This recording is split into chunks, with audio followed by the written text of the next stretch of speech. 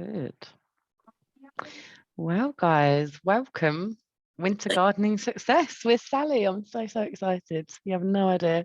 So thank you all for joining today. It's lovely to I'm particularly happy because I spend my life talking to my camera instead of your faces. So it's nice to see you all today and actually get to speak to you rather than just through the chat box. But as always, I think we pop onto the next slide. Just have to read the disclaimer as usual. So this is a corporate presentation from Atos Medical Group. Nothing in this presentation provides any diagnosis, clinical advice, indication, guide, warranty or guarantee. Nothing in this presentation can substitute individual advice or guidance from a qualified healthcare professional. So we've got the little bits of housekeeping out the way. So my name is Jess. I'm sure most of you would have seen me all over previous webinars by now, but I'm the lead nurse here, and I am joined today by Mazvita.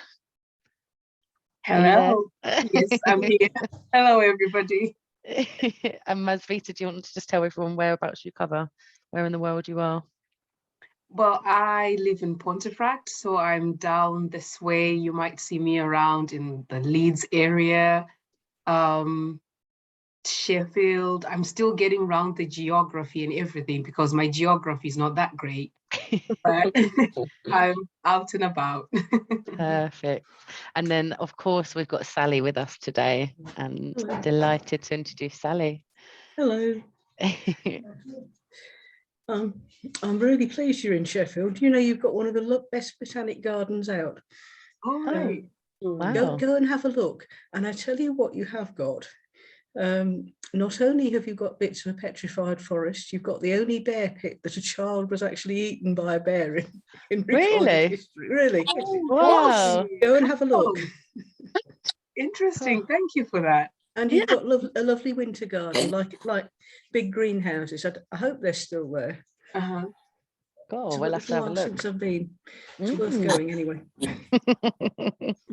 So before we hand over to Sally, obviously with gardening being, winter gardening being at the kind of forefront of the topic today, we also want to just let you know about a couple of beneficial products that might help you guys, you know, with the colder weather coming in, the viruses, flus and all of that good stuff floating around. I know there's a few people that have picked up colds and stuff lately. So I don't know if we've got any tracheostomy patients here, but we've got, for the laryngectomy side, we've got the Provox Life Protect HME. And if anyone joined the webinar a couple of weeks ago, you would have heard us talk all about it and the benefits of it. But essentially, it's got something called an electrostatic filter in it. And the way that that works is it's a little bit like a magnet for viruses and traps all the bacteria and viruses within that kind of filter.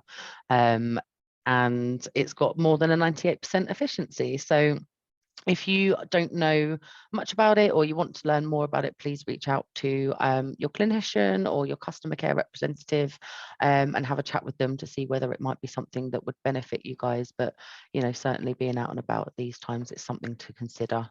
And then I'll just hand over to Mazvita, who will talk about the tracheostomy side. Yes, and again, I'm not sure if anyone here has a tracheostomy, but we do have this option, which is very similar to what Jess was talking about, which is the extra care HME. And similarly, it has that electrostatic filter that Jess was talking about. And it just protects you. And because we're talking about gardening and being out and about, it just helps to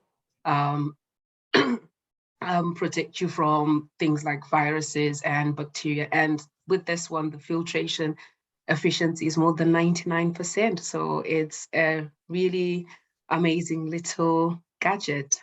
And that's all I can say about that one. And again, if you do want to know about it, get in touch with your clinician.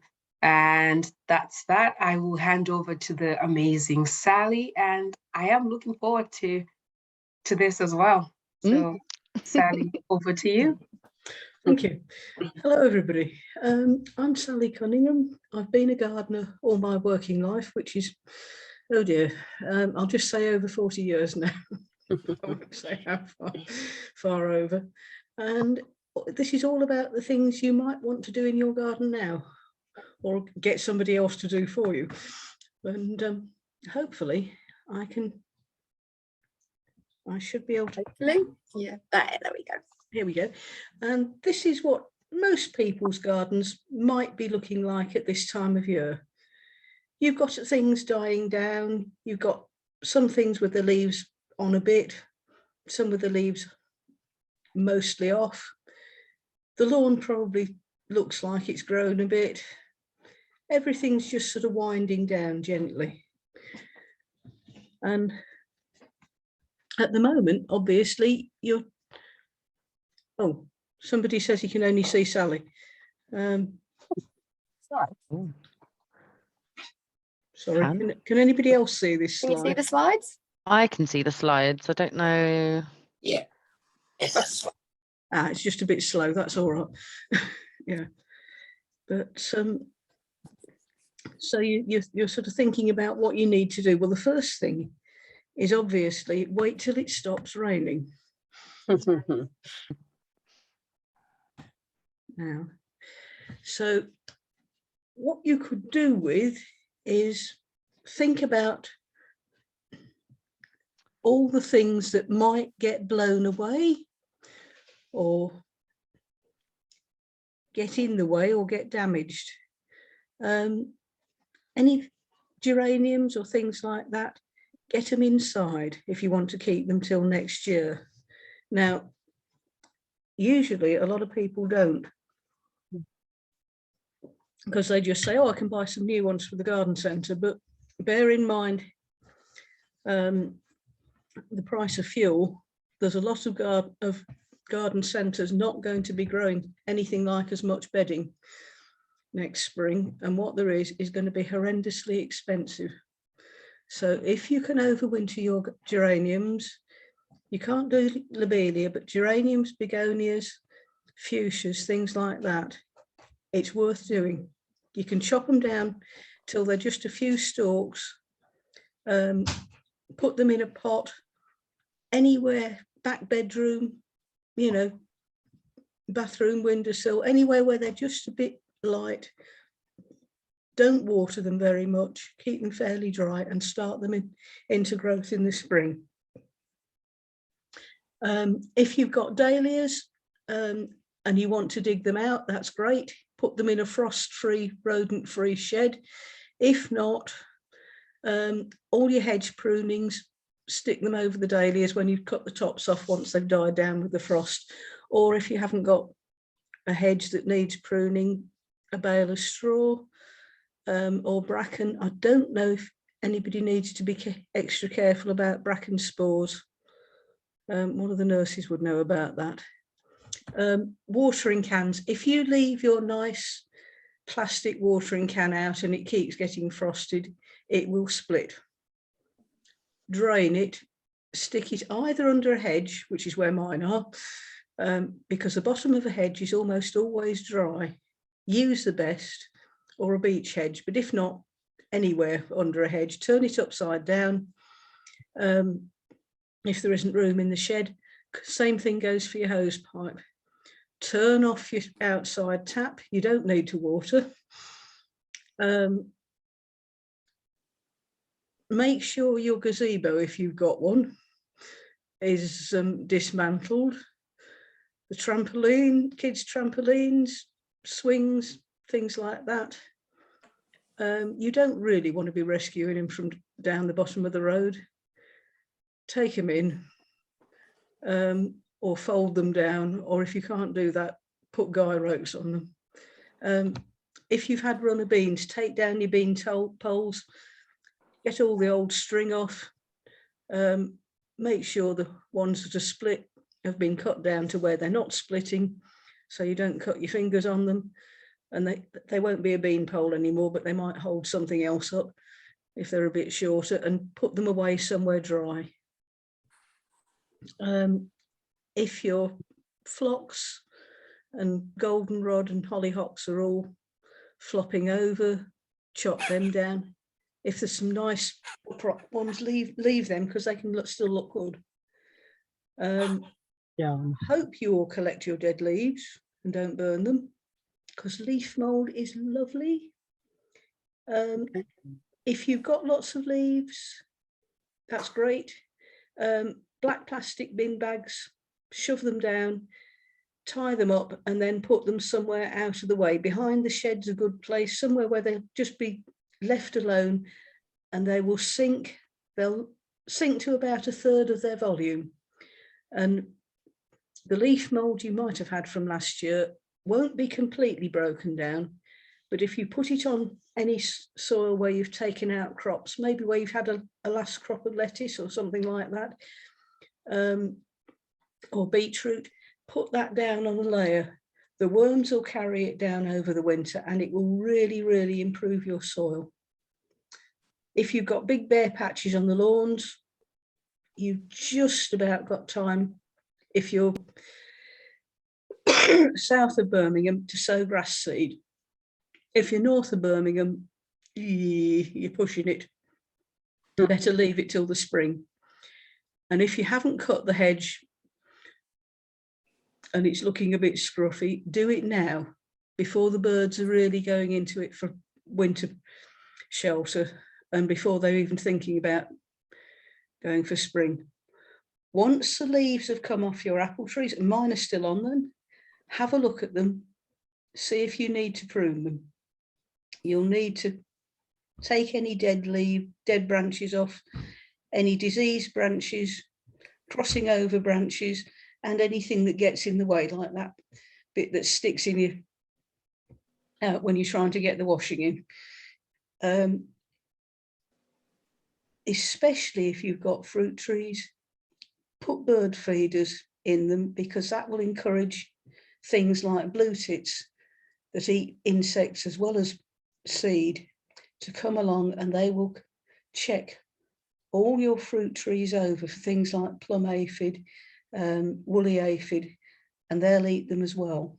And of course, it's important to make sure the birds have fresh water. If a branch is diseased, or like, what would you be looking out for with that? Well, this is what hopefully I'll show you in a minute. Great. There's all your geraniums inside. That's at Barnsdale, by the way, if anybody's looking. And those are rather more exuberant than you'd expect to bring indoors at this time of year. They'll be looking a bit more tatty than that now, but that's what they could look like. And this is what you can do with your, this is a garden statue that's been lagged for the winter. It's Anglesey Abbey, and underneath that there's a Cupid type thing, and it's wrapped up in straw, and then has this great layer of plastic tied over it. You don't have to go to quite that extreme with your sort of garden stuff, but it might be worth putting a cover over a bench or something if you want to keep it in reasonable nick. Go to the next slide. There's your bird feeding, and this is your perennial. As you can see, those grasses are still looking quite good, so they can be left for a bit, because if we do get any frosts, they will look absolutely gorgeous, all with frost laced on them. But these things here have been chopped back, and I don't know if you can see, there's a little mulch of compost being put round them to keep them cosy for the winter. Sorry, this is still a little slow. And there you are. I said they'd look absolutely marvellous in the frost.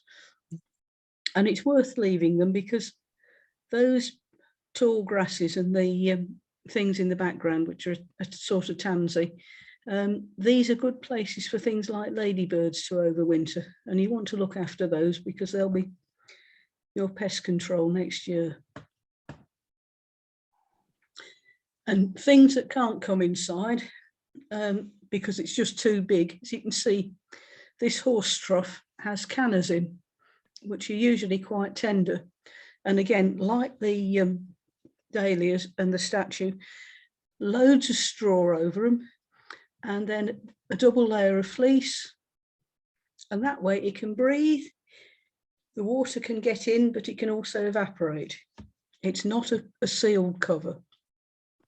And those survived 3 years so far, and they've had it down to -10.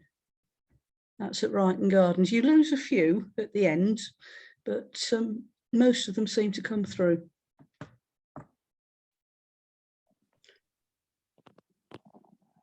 Just waiting for this. Come on. Oh.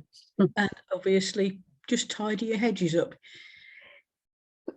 You can see the tops of these are yet to be done.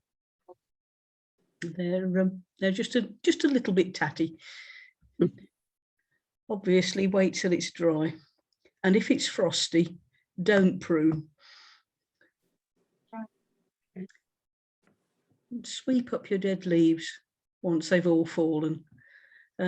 These are Japanese maples at Leicester Botanic Garden, looking rather nice, and they have some similar ones in Sheffield Botanic. And that's what you need to make a leaf mould heap.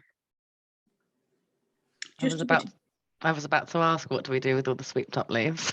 Or you can use chicken wire and a couple of posts, or for a smaller scale, you can use a couple of really good bamboos, and you know that plastic netting that they sell for putting clematis up. Wrap a bit of that round it.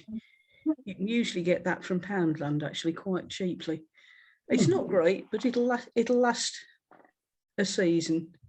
Or, as I said, you can put them in black bin bags, make a few holes in the bin bags with a fork, a garden fork, and stuff them full of leaves.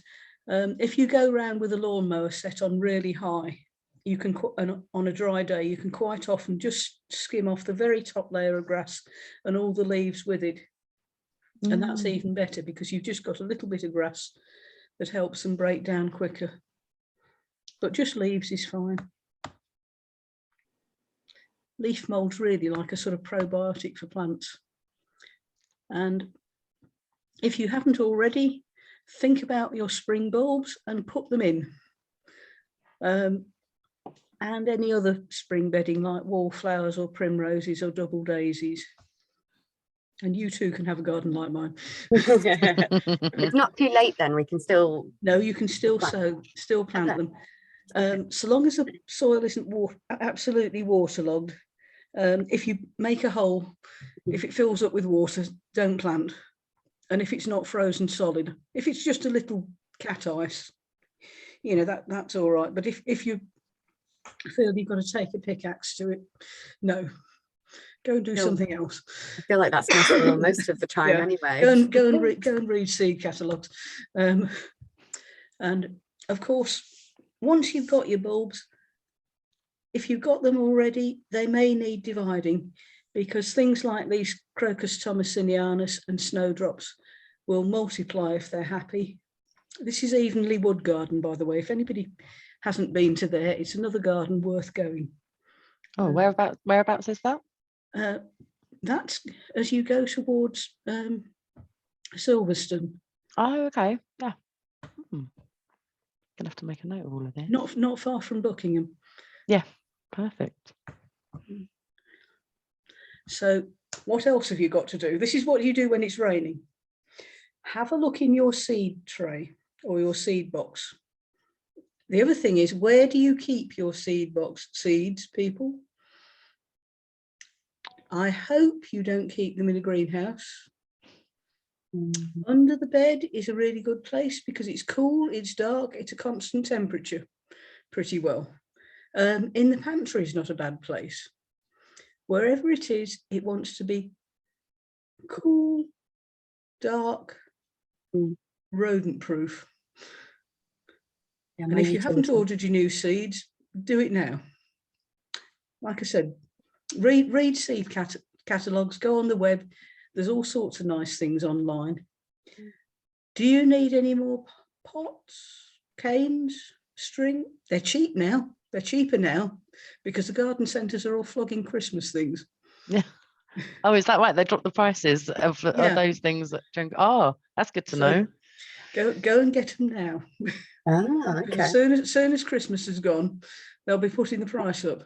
Yeah. Cheeky. Ready for spring again. If you get a nice, bright, sunny day, get out there, clean that greenhouse or your polytunnel or your cold frame or whatever.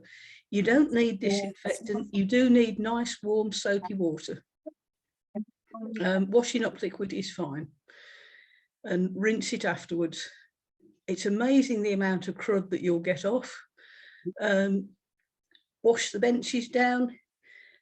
Open all the windows, let everything air. Obviously take the plants out, put them back in when it's dry. If you've had a plant that dies on you, wash the plant pot thoroughly in hot soapy water. If your pot plants got planted out and they were perfectly healthy, little soft brush, just brush out the soil from the bottom, and the same for your trays. Clean your plant labels. Take all the string off your canes. And the reason you don't have to disinfect pots, and boy, am I so glad you don't have to do that no more.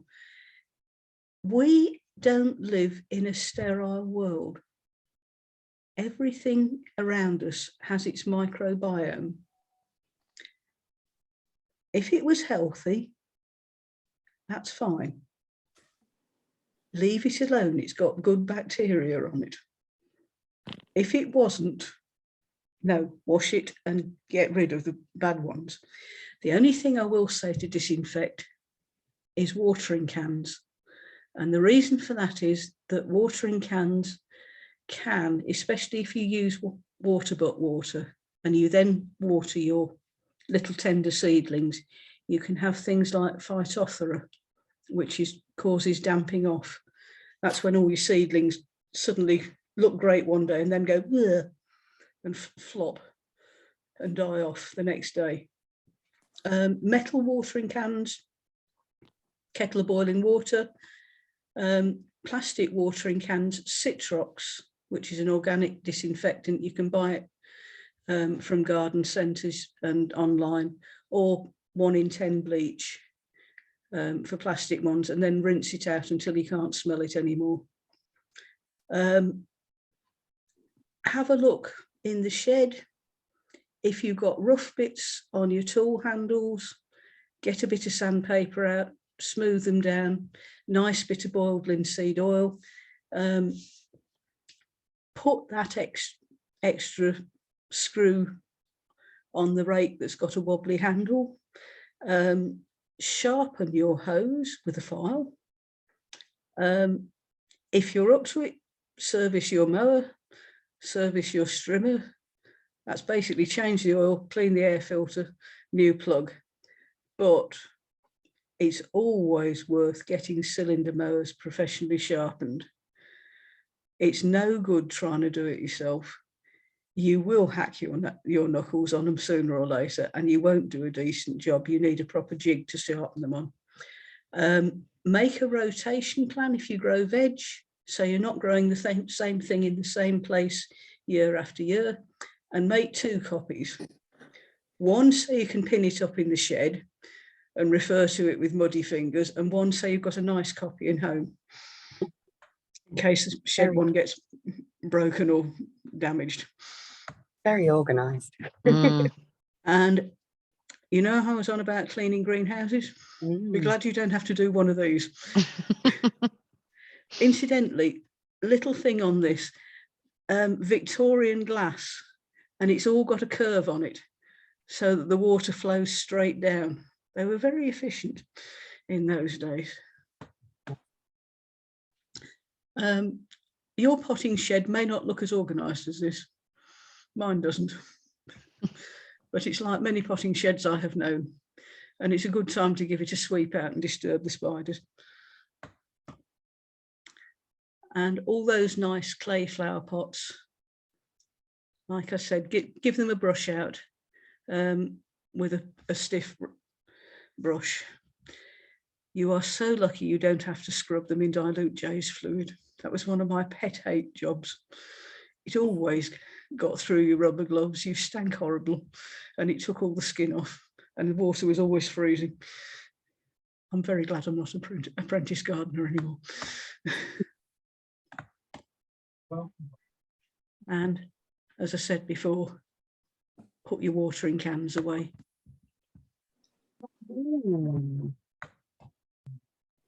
Sorry, this isn't going on for some reason. Go on. That's it. And something you might like to do is sow a couple of pots of salad. It's a little bit late now, unless you can put them under cover, but you can still sow winter lettuce. Valmain and Little Gem will still do all right. You can still sow spring onions. And something like this is a big pot, about,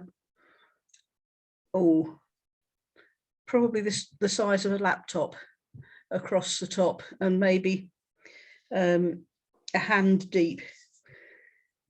And that will provide you with a nice little bit of salad just to go with you, not Boxing Day, but it will do for mid-January. So it's worth doing. And you want to keep it in a cold frame, or in a conservatory, or in an outside greenhouse or a polytunnel. If you haven't got a big flower pot, use one of the tomato boxes, or one of those fish boxes that you can get from somebody on a market. This is in my own polytunnel. As you can see, you can grow quite a few things in a fish box. And because it's expanded polystyrene, it tends to keep it a little bit warmer. On a cold night, cover it over with a bit of fleece. If anybody's interested, these are spinach beet. These are winter lettuces. That is a Swiss chard. And these are an oriental brassica called tatsoi, which tastes a bit like a cabbage. So we could still plant some of these if we did it like right now? Yes, you could. You could still get away with it.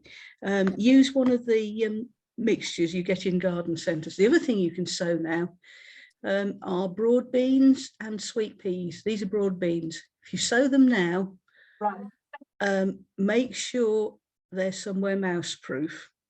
If you're not sure if it's mouse proof or not, get a big glass bowl, a Pyrex bowl, and put a teaspoon of salad oil in it. Any, whatever you've got that's the cheapest. It doesn't have to be brilliant quality or anything. Yeah, rapeseed, whatever. And then add a few drops of either something like old bass oil or eucalyptus, or any other essential oil that you've got that got quite a strong smell. And then you just put your peas or beans in that and move them around until they're all coated and they all smell. And that will put the mice off enough for long enough, and it won't hurt the plant. They'll still germinate. But by the time the smell's gone, the plants will be up and they'll be grown. Do we have to sow them indoors or outdoors? I would sooner sow them indoors this year, because it's been so wet. Okay. The chances are, if you put them in the soil now, they'll rot because it's been so cold and so wet. And this is what you might end up if you have a really busy greenhouse. This is part of the gardener's glasshouse at Brighton. And what I will say is that any well-prepared gardener has a plan for their garden, and then they have plan B. Brighton was one of the few gardens where we went down to plan F, and sometimes we needed it. Is that because of the weather conditions, or is that just weather and the site? We are an extremely it's an extremely cold site. So the next thing you've got to think about is looking after your soil, because if the soil's not right, then nothing else is right. And the first thing, like I said, if it's wet, don't go on the garden, stay on the path. If you've got to go on the wet soil, walk the plank or boards or something that's really useful, actually, and they're always thrown away. car floor mats, they're really handy because they will spread your weight quite widely. If you've got perennial weeds, and who hasn't, buy a dustbin. Put it somewhere where it will be close to your compost heap, and when you empty it, you can drain it without it falling all over you. Remove the perennial weeds, shake off or wash off as much soil as you can on the roots, and start packing your bin. Pour water over them. And after 3 months, they will be drowned. They will be completely incapable of growing again. And you can then put them on the compost heap, pour the liquid away first, otherwise it will be a horrible soggy mess. They do pong, I'll warn you of that. Wear really old clothes, because you want to put them straight in the wash if any of it splashes on you. But you can rejoice in the fact they will be dead, and they're doing your garden some good, even as they're dead.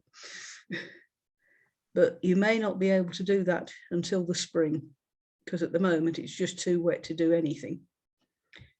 Empty your compost bin or compost bay if you need to, if it's getting full.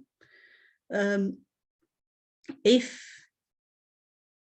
you've got lucky and you've got a well-drained soil, where your runner beans or your pumpkins or cucumbers or things like that is going to be, or your sweet peas, dig a hole, fill it full of all your vegetable waste, your scrunched up old newspapers, egg boxes, toilet roll insides, things like that, and keep filling it until the new year. Then pile soil over it and it will rot down, and it will be a lovely humus rich bed for you to put your runner beans straight onto. Empty areas of the veg patch, you can still sow field beans, you can still sow grazing rye, you might even be able to sow winter tares as green manures if you live in the south. Don't leave bare soil. Cover it with leaf mould, half-rotted compost.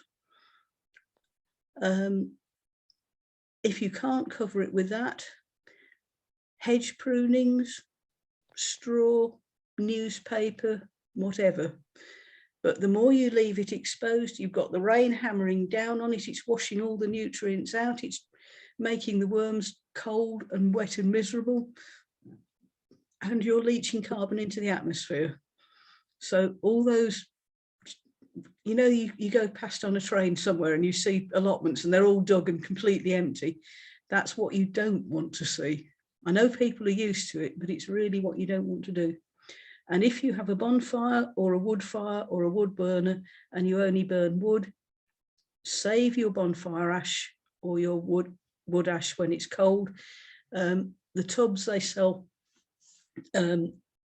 bird seed in are ideal, and save that. And when your fruit trees are just about to open their flowers, put about £0.5 pound to £1 pound. Am I all right to say that and not kilograms?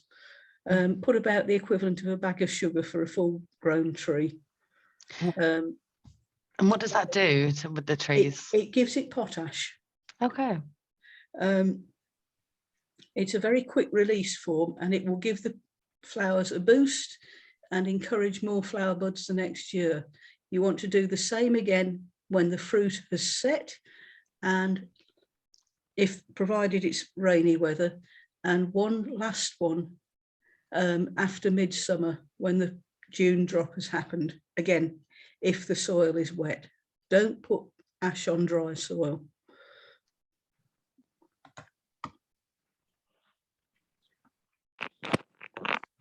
Now, if you can see, this is a vegetable patch in winter, and this little green bit here is a green manure with a path that's been made out of plastic. So again, it's spreading the weight. That's been mulched with wood chip, and over there has been mulched with compost and leaf mould. And you can just see in the distance there's some cloches made out of sawn off water bottles. It's amazing what you can find to use. And we didn't take those bean poles down because I don't know if you can see, they're almost tree sized. Yeah. But ordinary bean poles take down. And obviously the before and after of compost. Lots of different designs of compost bin. None of them are really superior. It's just whatever you can get on with and whichever one you can afford. The only one I'd avoid are the rotating ones. Weather like this, they have a nasty habit of spraying you with putrid water. Yeah, we don't want that. And they get really heavy. But and of course, there's nothing like a good bonnie. My favourite time of year for sure. Pruning. Always use clean tools. Use your hand sanitizer to clean your secateurs or your saws, as well as your hands between trees. Keep the grotty diseased trees till last. Don't prune when it's wet. Your tools will slip and it's not good for you. You'll also run more risk of transmitting disease. Don't prune in the frost. It's too bloody cold for you. It's too cold for the trees. Don't prune roses until mid-March. Cut the hedges before the end of March, which is nesting season in the south, before the end of February. And if you're tying in climbers or fruit trees, use old shoelaces. They're really good. They will last and last and last, and they give a bit. And everybody's got a few. You can just see here, these have been cut to give a nice open bush. So how do you know how much to take off? Is there like a way to kind of judge? It depends on what it is you're pruning, but usually if it's a fruit bush, you want to take out about a third of the old growth to encourage some new and encourage some fruiting. And the same goes for roses. But basically, if it look at it, see how much you can see that this different coloured twig here, that's this year's growth. Right. So imagine that a bit more. So mentally project the bush to sort of up here. Yeah. Yeah. And then think, well, if that grew to there, would I still be able to walk down this path here, for example?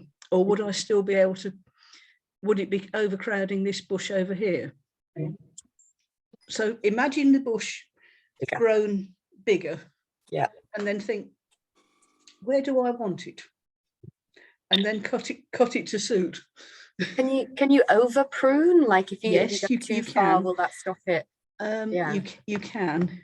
Okay. But I mean, there are examples of extreme pruning. This is something that I've seen carried out to perfection just by my mums. This is a Chamaecyparis starburst. And this is the same one that somebody has pruned to a Pac-Man. That's cute. And I think they must go over it several times a month to keep it like that. But sooner or later, they will presumably get a complaint from the highways authorities that they're going to need to take it back a bit more. Espaliers are a really good way of using small areas to grow fruit. And if you haven't got one, I would really recommend you do. You will want a framework. This is an apple tree. And basically you grow it to a frame and you By keeping the branches horizontal, you get far more fruit than you would if you left it upright. And that way you can have lots of different varieties in a really small space. And it's a good way of doing it now. You can do other things as espaliers. They're coming into garden centres at the moment, lots of different trees and shrubs, but it's just really a flat gridiron pattern. Or you can be really fancy and do your roses like this. This is a climbing rose. Does it take a long time to get them to train like that, or no? That all of this is this year's. These young, sort of slightly yellowy branches are this year's growth, and it's a particularly vicious rambler. It's not Albertine, but it's similar to Albertine, if anybody knows that rose. And it's realistically the only way of dealing with something like that, because it lets it have the maximum space on the wall, so you get the most possible flowers. And as I said, curving the stems down, you get more flower because it slows the sap. Okay. But it will take quite a long time, and you don't want to do it on a windy day. No.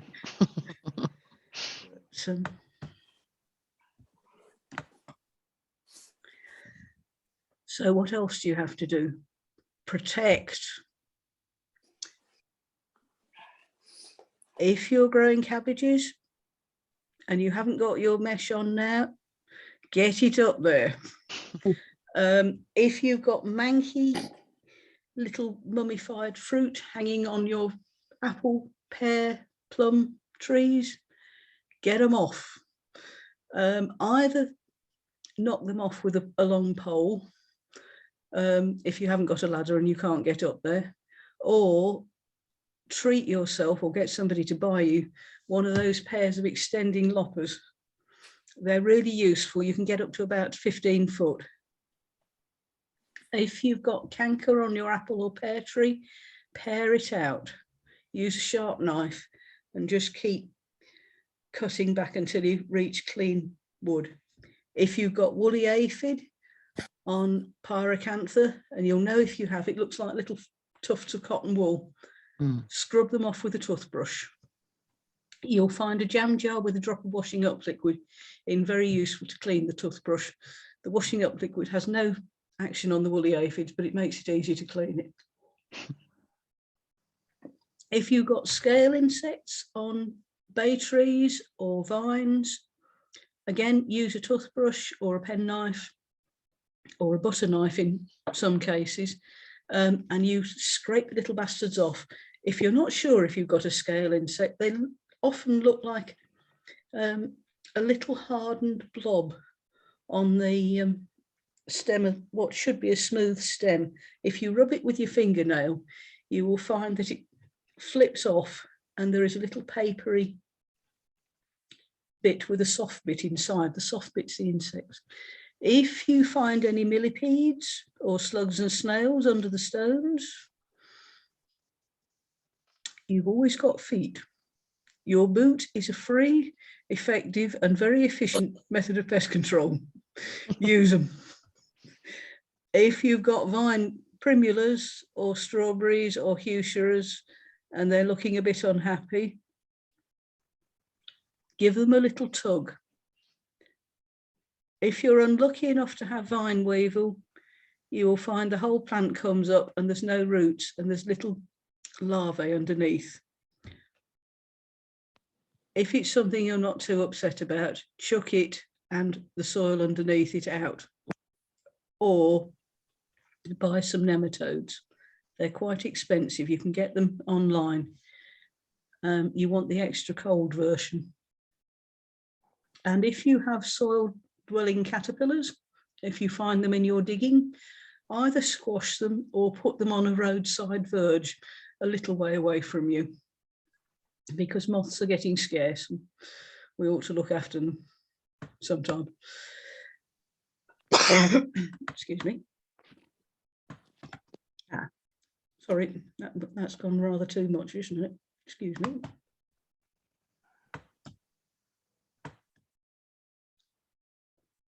Plan. Sorry. Here we are. Next one. There we are. Damn. Oh. We will have this in a I minute. think there's a bit of a lag, isn't there? Yes, there is quite a lag. That's it. There's your pigeon protection. It doesn't have to be as fancy as that. And you might notice that this gentleman's gone belt and braces. These are cabbage root mats, these little bits, and they're squares of underfelt. And the idea of those is that there's a little insect called a cabbage root fly, which sometimes attacks brassicas, cabbages and winter radishes especially, and it burrows into the stem, and there's a little maggot that eats them. And the first thing you notice with it, sorry, what's a brassica? Sorry if that's a stupid question. A what? A brassica? Oh, a member of the cabbage family. Oh, okay. Ah, Cool. okay. So it's Brussels, it's cabbages, it's broccoli, all of those things, kale, and radishes as well. Anyway, the first thing you notice is you walk along your row and you look, oh, that's fell over. That's fell over. That's not looking very happy, and you give it a little tug and the whole plant comes up with no roots. And over here, there's been bran scattered, which is supposed to burst slugs if they eat it. The idea is it expands inside them. I'm never quite convinced it works. I've seen a lot of very fat slugs that appear quite healthy. Now we should have plan. Next one. Somebody was asking about canker. This is apple canker on a branch, and eventually that will spread so that it girdles the stem and kill it. But if you prune that out or cut that out, you may cut off a lot more of the branch than you wanted. So what you can do is to take a sharp knife, and it can be a craft knife or a pen knife, whichever one you're more confident using, and you would cut it back. And so long as you leave enough bark to transmit sap, you'll be all right. So in this case, you would cut back all round there. You'd take this twig off completely, and it will grow back, because plants are like us, they do heal. And in about 10 years, you wouldn't know it had happened. Oh, so it will grow back healthy. It'll grow back healthy. Oh, but you must cut back to clean tissue. I was going to say, how deep do you go? Can you tell? Is it quite obvious? Yes, you'll as you cut it, you'll see it goes brown, and then it goes, Like then it eventually goes green and pale wood. That's a mummified fruit. That's a mummified apple, and as you can see, all of those are disease spores. So you really do want to take that out and wash your hands after you've picked the last one off before you go on to doing anything else. And these little critters are woolly aphids, and they make these cotton wool tufts. That's quite close up, magnified. And those are the evil weevil. This is a vine weevil, much magnified. They're about as long as a thumbnail, and they appear dusty black rather than spotted. And those are the little C-shaped grubs that you will find around your plant pots, and they tend to lie in a little C-shaped curl. Those ones are wriggling on the palm, so they didn't stay still. And can you remove them by hand, or? You can, but they can often be quite small. Really good way actually of catching vine weevil adults. It takes two of you, and it's quite fun. Especially if you've got an ivy covered wall. Okay. On a nice mild August night, preferably after we've had a little bit of rain, and then it's dried out a bit, it's gone dry.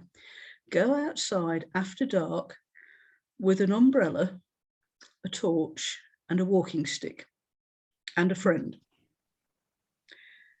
The friend holds the torch and presses the umbrella to the base of the ivy-covered wall. and you knock hell out of the top of it, out of the ivy. Mm. And you will get a lot of dust, some rather worried moths,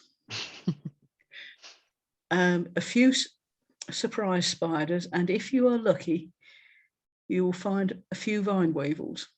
And it's really easy to recognise them because they will lie on their back saying, "I'm dead." And if you lift them up and flip them on the right side, they'll flip back. "No, I told you I was dead. I'm really dead. I'm really dead." Stamp on them. Okay. All vine weevils are female. Nobody has discovered the male vine weevil yet. Really? Yeah, Wow. really. Theoretically, there may be one around, but nobody has ever found him. Talk about searching from wrist to right, and they don't need him like greenfly. They can manage very well without any males whatsoever. Mm-hmm. Those are scale insects. Again, this is quite magnified. That little lumpy thing is not a natural protrusion on the bark. It's an actual insect. Underneath that, it's like a plant equivalent of a tortoise, except that what it will do is it moves around in its younger stages. It then finds somewhere nice, settles itself down, plugs into the plant's bloodstream and never moves again. As I said, is there a way to get rid of those? Or yes, as I said, either a knife, a scrubbing brush, yep. or a toothbrush. I've got one of those little wire brushes for cleaning suede shoes, and it's really effective because it can get into all the cracks. And you said this is quite magnified, so how big would it be? They would be about the size of the top of a pencil, if you were looking at the lead on the pencil. Oh, so really that small? Yeah. Oh, okay. Maybe in some cases as big as half a pencil rubber.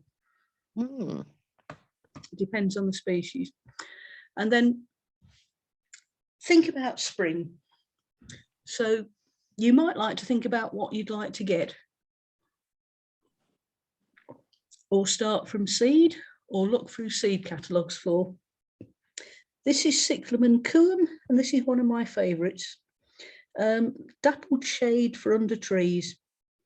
Can stand it quite dry in the summer, but never to completely dry out. Something that likes dry shade and it's good under deciduous trees is this little dainty one, Corydalis solida. Probably ankle height to mid-calf, and it comes in this colour, which is a wild form, or a rather bright pink called Beth Evans, or also a Reverend James, which is a rather sickly Barbie type pink. Very tidy plant, comes up early just after the snowdrops. By the time the tulips are finished, it's died down and you wouldn't know it's there till next year. Very good manners. And there is a lovely there is a lovely version called China Blue. All the garden centres sell it. Unless you are extremely fortunate and live somewhere next to an acid bog, you will not keep it. Buy it by all means. Enjoy it while it's in flower. Don't expect to see it next year. Are they just quite sensitive, so they don't like to? They need exactly the right conditions. If anybody goes to Melbourne Hall, which is in Derbyshire, not too far from Ashby, there is a magnificent garden there, and they have some lovely things, but they are on an acid soil. They have streams running through it, and it's continually damp, and that's the sort of condition it loves. It's a plant of the high Himalayas. Okay. So it's quite fussy. It's a shame because it's very beautiful, isn't it? It really is that blue. Yeah. So do these. These are candelabra primroses, and they're equally fussy. The other place to see them is somewhere like Harlow Carr, near Harrogate. And of course, you might want to think about narcissus. little wild daffodils. This is the wild daffodil, growing in the Midlands near Kettering. As you go down further south, all by Gloucester, there's what they call the Daffodil Triangle around Dimmock and the surrounding villages, where they have daffodil festivals every year. And some of the cultivated versions, this is Jack Snipe, behind it is, I think, February Gold. There's a new narcissus out, which is probably a little bit too late to sow now, called Reginsveld Early Sensation, and that will flower just after New Year. If you see it, snap it up, because it's so lovely to see something like that in flower, and it's very weather resistant. I was going to say they're quite hardy, the daffodils, aren't they? Yeah. If you also have shade, you might like something like this, which is quite sought after. This is Fritillaria radiana, and again, it likes sheltered conditions, so close to a hedge or under some small trees like crab apples or birch trees, and that will grow about slightly over knee high on me, so maybe 2 foot, 2-3 foot, and it has these lovely cream bells. Like a lot of the fritillarias, the bulbs smell of fox. And this is Prunus mume. This is Kendo, this pale variety. Usually it's a rather nice cinnamon red in colour. I quite like that shade. It's different. Small tree, dainty, good for small gardens. Flowers very, very early, so somewhere a bit sheltered. If you're looking for a shrub, come on. Viburnum judai, like Viburnum carlocephalum, is a medium-sized shrub. Tends to flower when the tulips are in mid-song. Beautiful ice cream cone-shaped balls, and they are scented of cloves. Walking past one, it reminds me alternately of carnations and going to the dentist. But it's a lovely sweet smell. It's much nicer than the stuff the dentist gives you, and a very well-meaning shrub. Again, it will tolerate quite deep shade.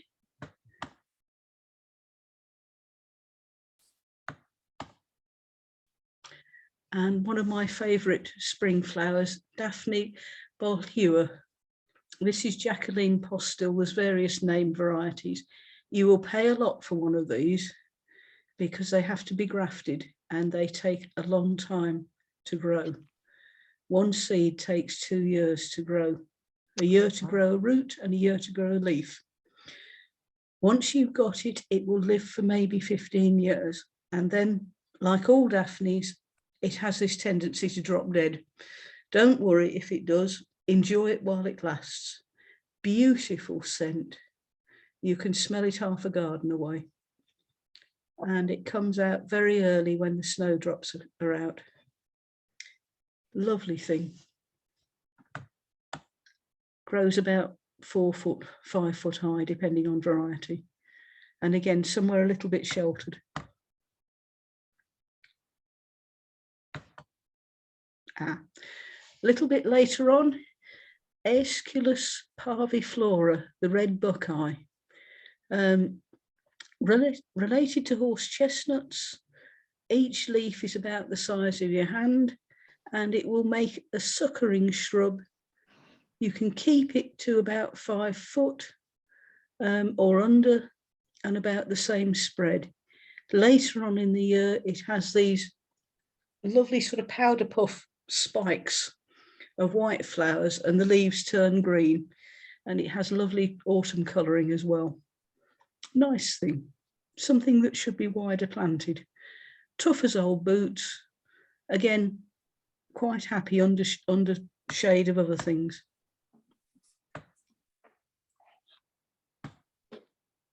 Just waiting for the next slide to show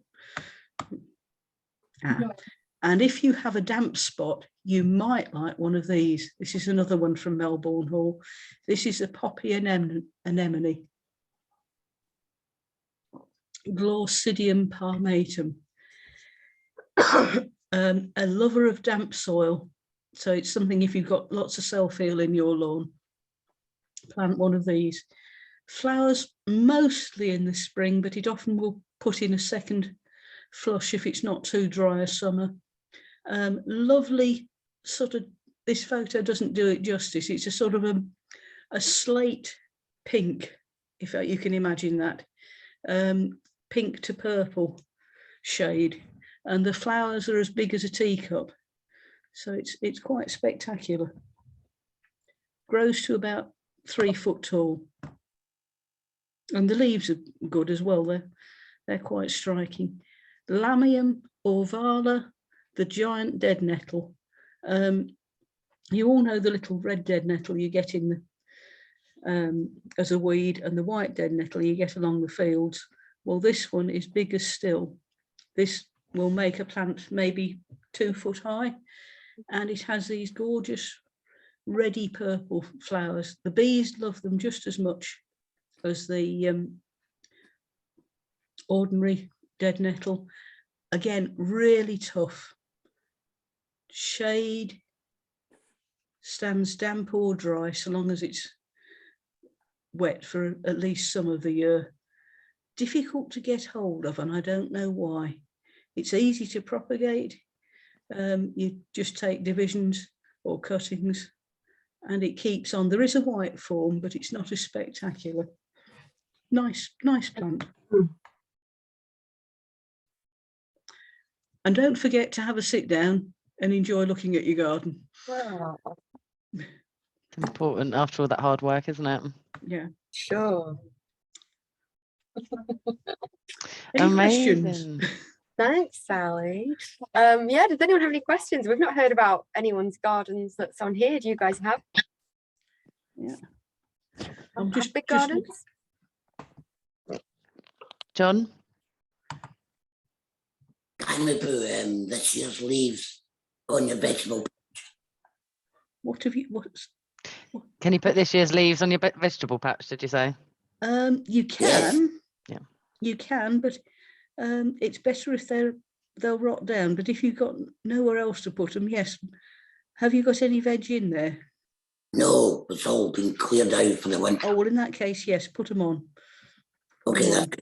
We've got hundreds and thousands and millions of leaves.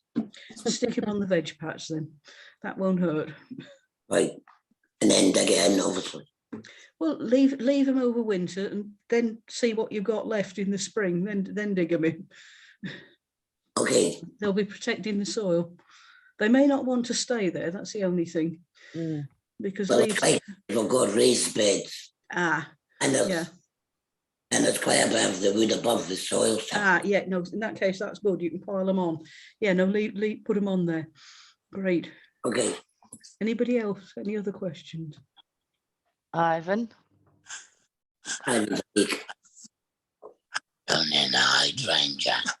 Yeah, don't prune him. Not yet. Do it in the spring. Right. How far down was you taken? Only about can you, when you look at it, you can see the big fat buds. They're the flower buds. So if you want flower on it, leave some of those. Take about a third out, shape it, but leave your flower buds. Or if you really don't like the shape it is, or how tall it is, nuke it to the ground, feed it. You will get no flowers next year, and it will do incredibly well the year after. Okay, yeah, thank you. Yeah. Any others? I don't know. I know my mum's got I think it's called a bottle brush. Is it a bottle? Yeah, and she loves it. But she doesn't know how to look after it. So I said I'd ask what the best way to. Is it indoors or out? Is it out in the garden? Yeah, she's got it outside in the garden. Yeah. Well done. If you get a hard winter, it may die. Okay. Is it worth bringing it inside? I think it is potted. It's not actually in the ground. If it's in a pot, bring it inside. If we get it cold, anything below -5. Okay. Shed, garage, greenhouse, whatever. Yeah. Okay. It'll stand being dry and cold better than it will being wet and cold. Okay. And if it goes to -10 or something like that, that's about their limit. Sorry. Okay. No, that's good. That's helpful. Thank you. Okay. I was just going to say, but you'll probably say wait till spring. I have a ginormous buddleia in my garden, and we tried to trim that back, and it's just like tripled in size. Nuke it. Seriously, take a buddleia down to about a foot.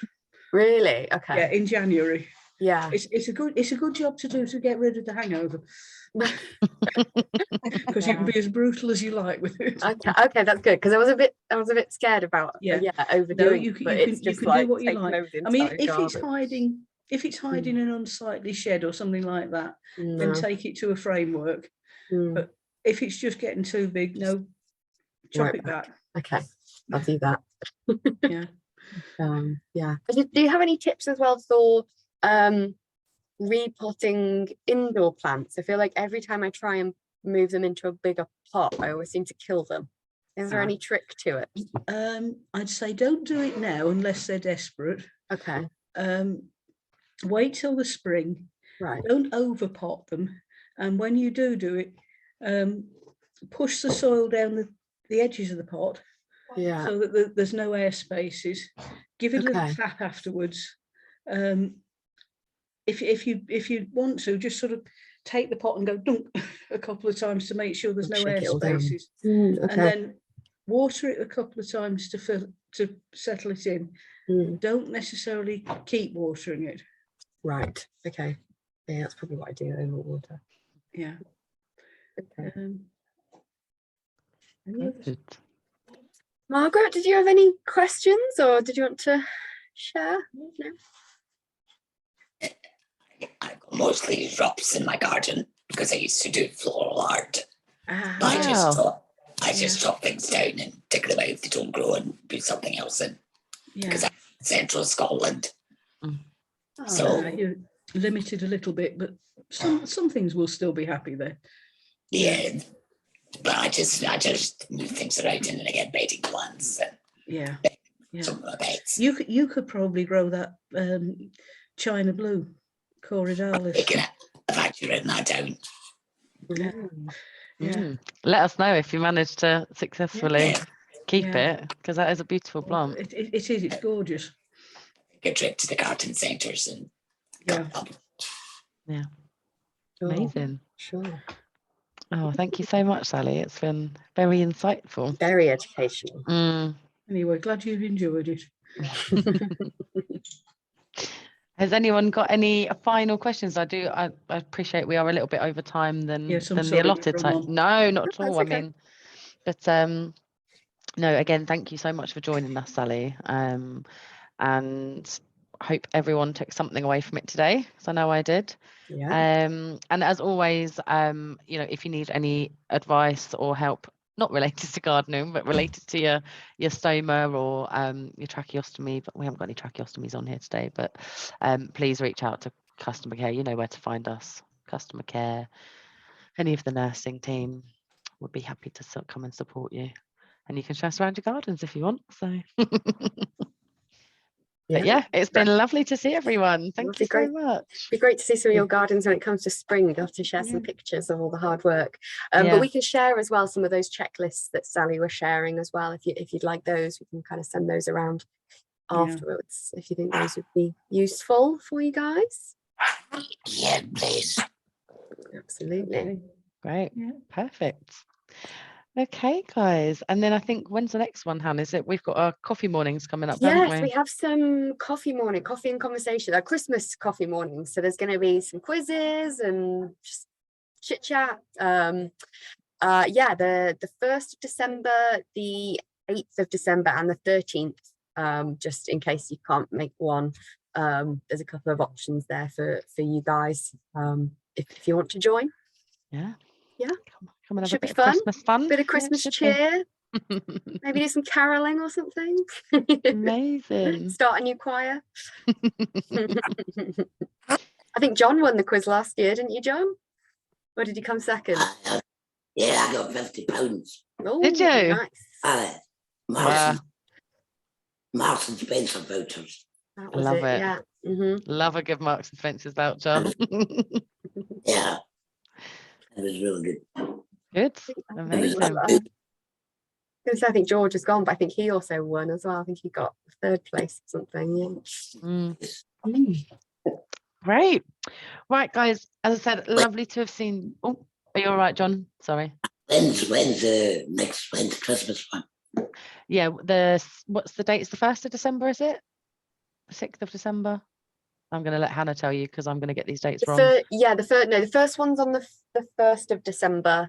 Then there's one also on the 8th and the 13th, and they're all in the morning. I think they're 11 o'clock in the morning, like coffee mornings. So if you gives you a few options.